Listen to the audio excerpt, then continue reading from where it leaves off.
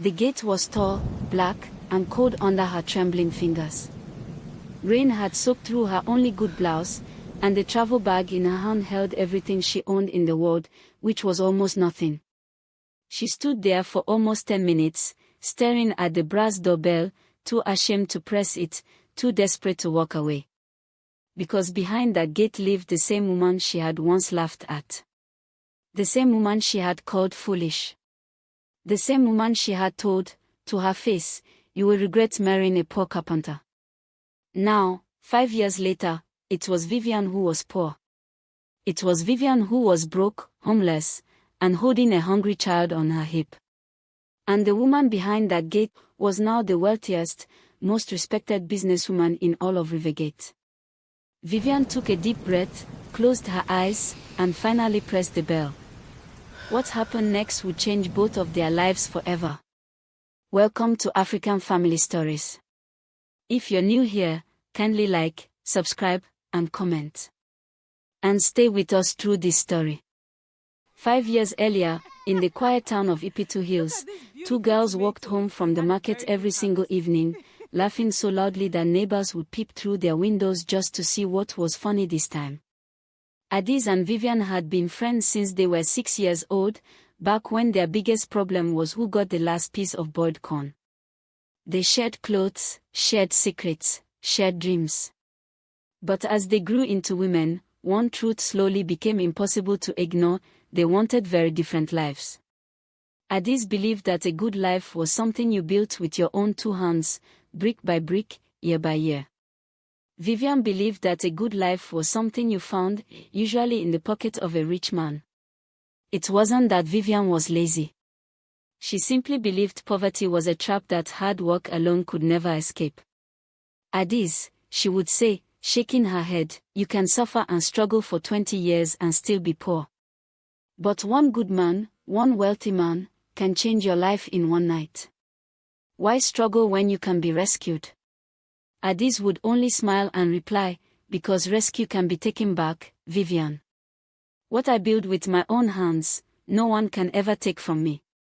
Neither woman knew just how prophetic those words would become. It was on a warm Sunday afternoon that Connor first came to Adaeze's father's house.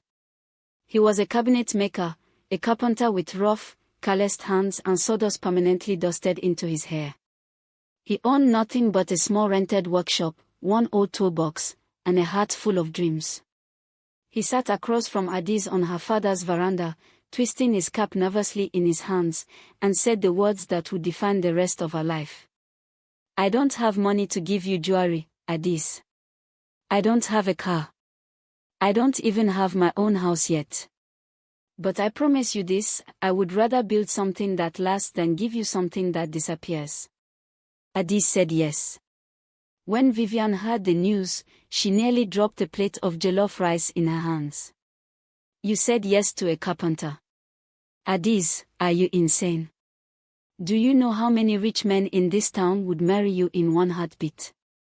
And you chose a man who fixes broken chairs for a living. He's not just fixing chairs, Vivian. He's building a future. Our future." Vivian scoffed, folding her arms. "A future of poverty. Enjoy your future, my dear. Me, I am not interested in suffering with anybody. I want comfort. I want a life where I don't have to count naira before I buy Gary." Barely 2 weeks later, Vivian got exactly what she said she wanted, or so it seemed. His name was Alhaji Suleiman Bello, a wealthy businessman who arrived in Ipitu Hills in a convoy of gleaming SUVs to inspect land he was purchasing near the river. He noticed Vivian selling groundnuts by the roadside, and within days, gifts began arriving at her family's compound: bags of rice, boats of expensive lace fabric, and finally, a brand new phone that cost more than her father earned in 6 months. Vivian was intoxicated. She ran straight to Adaeze's house, breathless with excitement. "Adaeze. He says he wants to marry me. He says I will never lack anything for the rest of my life. A mansion, Adaeze. He's building me a mansion in Rivergate." Adaeze tried to be happy for her friend, but something in her spirit felt uneasy. Vivian, do you even know this man? Where is his family? Have you met his people? Vivian waved her hand dismissively. Why does it matter? He loves me. He's rich. That's all I need to know. Please, Vivian, don't rush into this. Something doesn't feel right. Vivian's eyes narrowed, and for the first time in their friendship, real anger flashed across her face. You're jealous. You chose to marry a poor man and now you can't stand to see me happy with a rich one. Leave Connor, Adaeze. It's not too late. Alhaji has friends, wealthy friends. I can introduce you to one of them before you waste your whole life suffering for nothing. Adaeze's voice remained calm, but firm. I will never leave Connor. Money is not everything, Vivian. Character is everything. A man's wealth can vanish overnight, but a man's integrity, that stays. Then suffer alone, Vivian snapped, tears of frustration in her eyes. Because I refuse to suffer with you. That argument ended a friendship that had survived 19 years in less than 19 minutes. Days later, both women boarded separate buses heading to the same city, Rivergate, each one absolutely certain she had made the wiser choice. Neither looked back. Neither waved goodbye. Neither one knew it would be 5 long years before they saw each other's faces again. Rivergate welcomed Adaeze and Connor with nothing but hardship. Their first home was a single room with a roof that leaked every time it rained and electricity that came and went like a moody visitor. Connor would wake before sunrise, walking from workshop to workshop, offering to repair broken chairs, wobbly tables, and cracked wardrobes for whatever little money people were willing to pay. Some days he earned enough for dinner. Other days, he earned nothing at all, and the couple would share one small loaf of bread between them, washing it down with only water, whispering encouragement to each other in the darkness. We will not stay like this forever, Adaeze, Connor would say, holding her close. I promise you, one day, people will know my name because of the quality of my work. Not because I cheated anyone. Not because I used cheap materials to fool a customer. But because I refused to compromise. Adaeze believed him completely. And she was determined to fight just as hard. She took the little money they had and bought a tray of bread, standing by the roadside from morning till evening, calling out to passers-by. It was humiliating at first. Men in suits would walk past her without even glancing her way. Some customers mocked her accent. Others bought bread on credit, promising to pay the next day, and simply vanished, never to be seen at that spot again. One woman, dressed expensively, once looked at Adaeze's tray and sneered, "A graduate like you, selling bread on the roadside. What a waste of an education." Adaeze beat back tears and simply replied, "Every empire starts small, more. Would you like a loaf?" The woman walked away without buying anything. That night, Adaeze cried quietly so Connor wouldn't hear her through the thin curtain that separated their tiny room. But the next morning, she was back at her spot, tray balanced on her head, voice steady, refusing to give up. Slowly, so slowly it was almost invisible, things began to shift. Adaeze added bottled water to her tray. Then biscuits. Then soft drinks. Then eggs and noodles. Customers began to recognize her, to trust her, to specifically seek her out because her prices were fair and her smile never faded, even on her hardest days. Her roadside tray became a small wooden kiosk. Connor, meanwhile, had begun repairing furniture for a hotel manager who was so impressed by the quality of his work that he told 2 of his business friends. Then those friends told others. Small contracts slowly grew into bigger ones. One rainy evening, walking home exhausted from another long day, Adaeze and Connor noticed a thin teenage boy curled up outside a closed market stall, shivering, clearly with nowhere to go. His name, they later learned, was Musa. He had run away from an abusive home 2 years earlier and had been surviving on the streets ever since, doing odd jobs, sometimes going days without eating. Connor crouched beside him. "Have you eaten today?" Musa shook his head, too proud and too frightened to speak. "Come with us," Connor said gently. "We don't have much. But we have enough to share. And if you're willing to work hard and learn, I will teach you everything I know about woodwork." That night, Musa slept indoors for the first time in months. It was the beginning of a bond that would grow deeper than blood. Musa learned quickly, working with a hunger and gratitude that touched everyone who watched him. Within 2 years, he had become Connor's most trusted assistant. Within 4 years, he was skilled enough to lead his own small team inside what had grown into a proper furniture workshop. Because that's exactly what happened. Connor's single rented room transformed into a full workshop, then into a 2-story furniture company employing 11 workers from the same community that once doubted him. Adaeze's kiosk grew into a proper shop, then expanded into a full supply store providing household goods and building materials to half the neighborhood. They were not rich in the way Vivian had once dreamed of being rich. But they were something far more powerful. They were secure. They were respected. They were, undeniably, successful, and every single naira of it had been earned through sweat, patience, and unshakable integrity. Meanwhile, across the very same city, Vivian appeared to be living the dream she had once described so vividly. Alhaji Suleiman had indeed built her a mansion, exactly as promised: tall white pillars, marble floors, a private driver, and a wardrobe overflowing with designer clothes and shoes still wrapped in tissue paper. Her social media was a constant stream of luxury vacations, 5-star restaurants, and glittering jewelry. Friends from Ipitu Hills who saw her photos online whispered enviously, "See how Vivian is enjoying life. Oh, she made the right choice." But behind the mansion's tall gates, cracks were beginning to spread like slow poison through marble.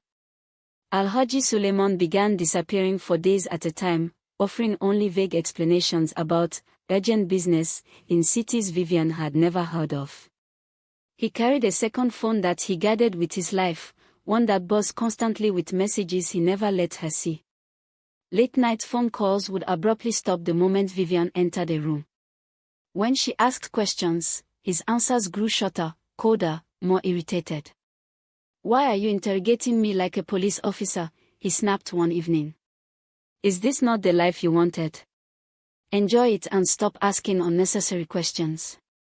Vivian swallowed her fear and her pride, choosing to believe that perhaps this was simply how wealthy men behaved: busy, mysterious, untouchable.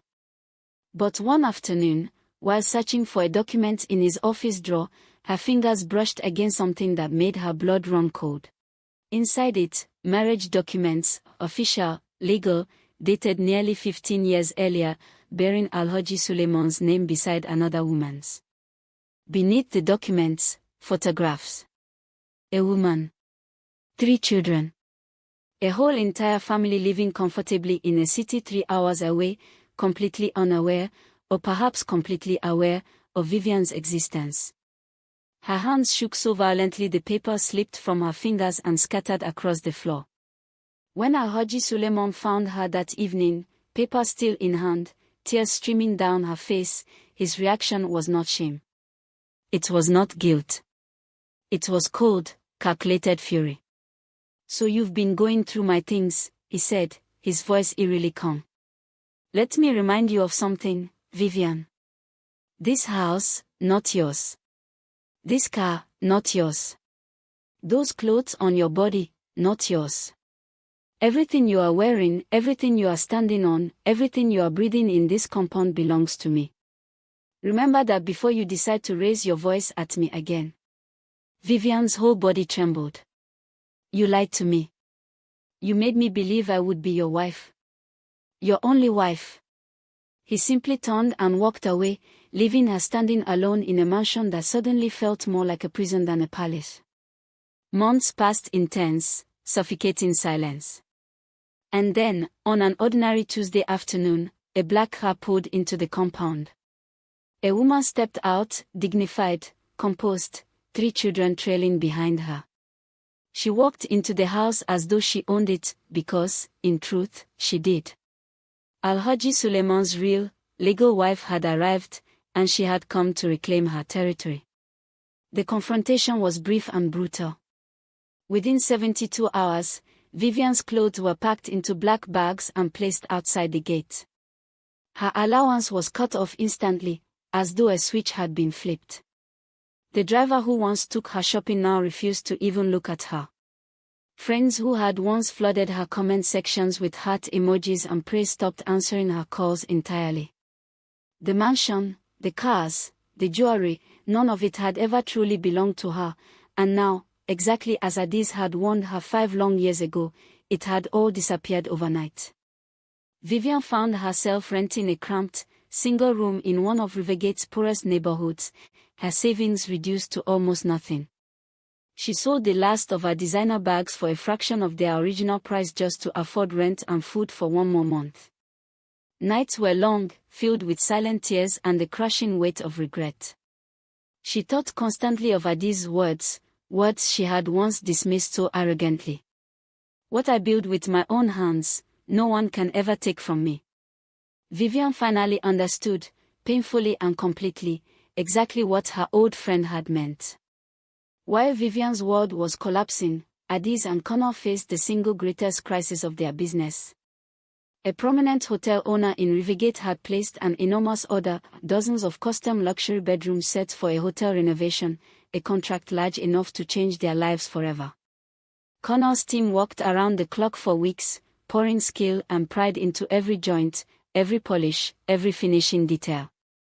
The furniture was delivered on time, flawless in quality. But the payment never came. Weeks turned into months. Phone calls went unanswered. Messages were ignored. Meanwhile, workers still needed their salaries. Suppliers who had extended credit for the expensive wood and materials began demanding immediate payment, some threatening legal action. The business that had taken 5 grueling years to build now stood dangerously close to collapse in a matter of weeks.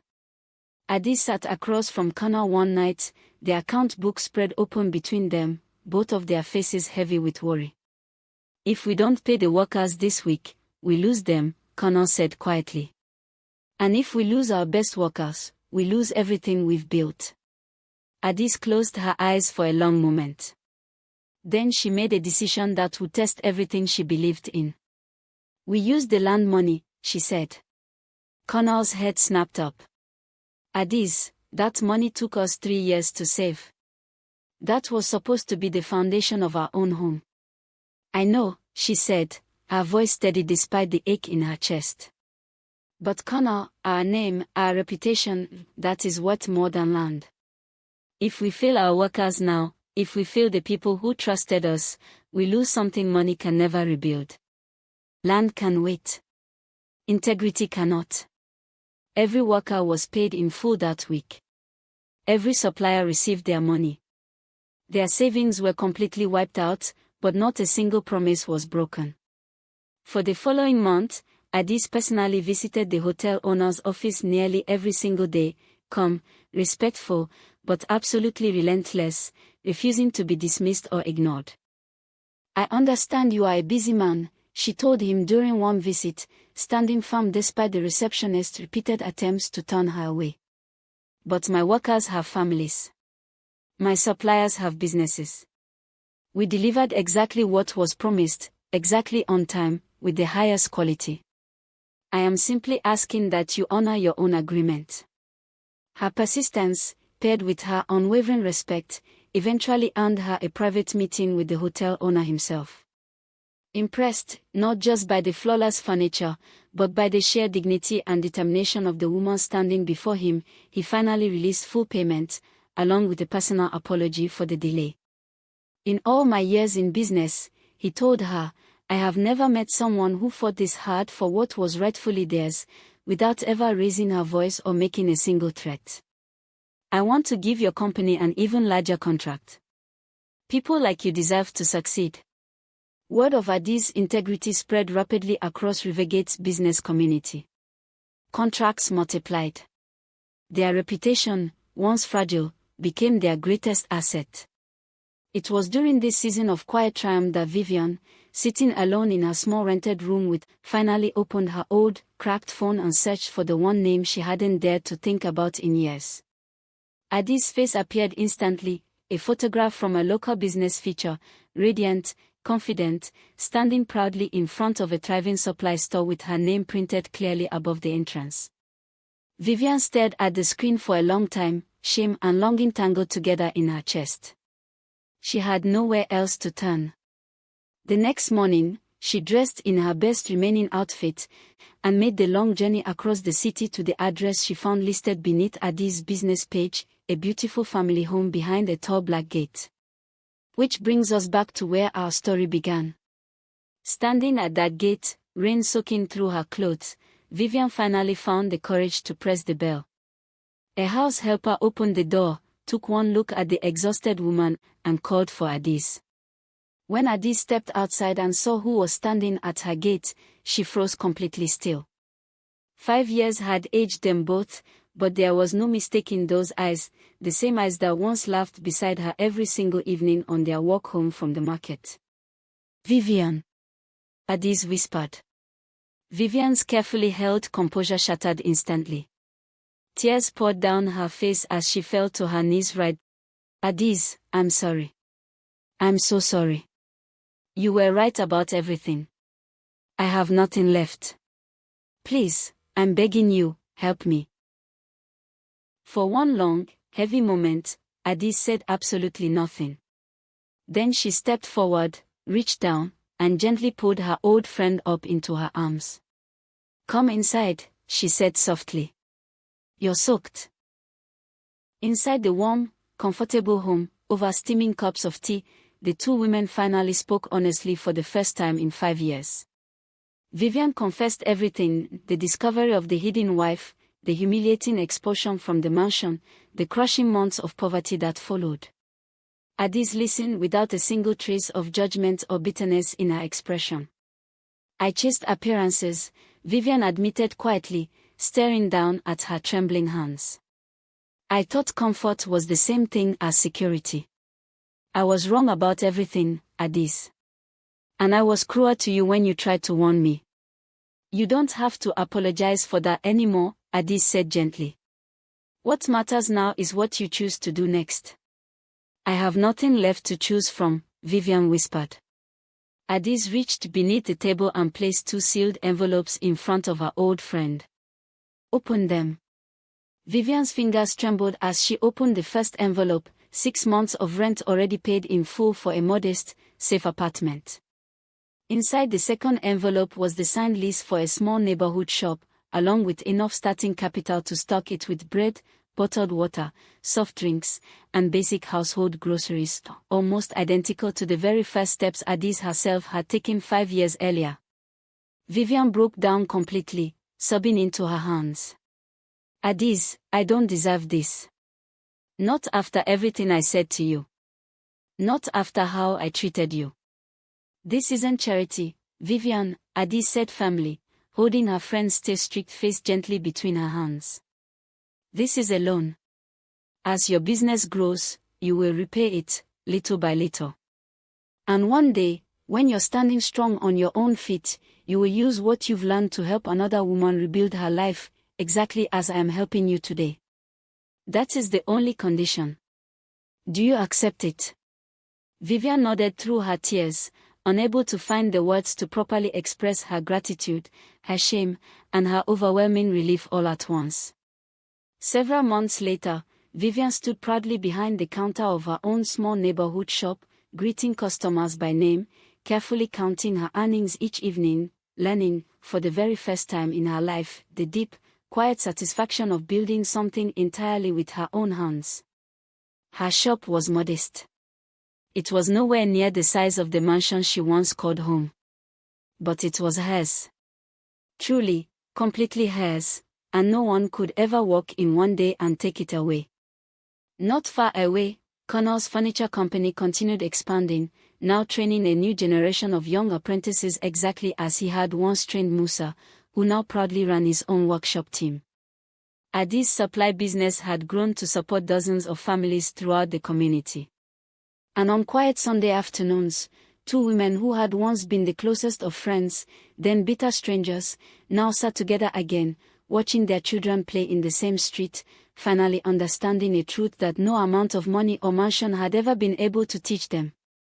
Shortcuts may create the appearance of success, but only patience, integrity, and consistent effort can build a life strong enough to survive any storm. The strongest foundations, always, are laid one brick at a time. If this story touched your heart, don't scroll away just yet. Smash that like button, subscribe to African Family Stories for more powerful stories just like this one, and drop a comment below telling us, what would you have done if you were in Adaeze's shoes? We read every single comment, and we can't wait to hear from you. See you in the next story.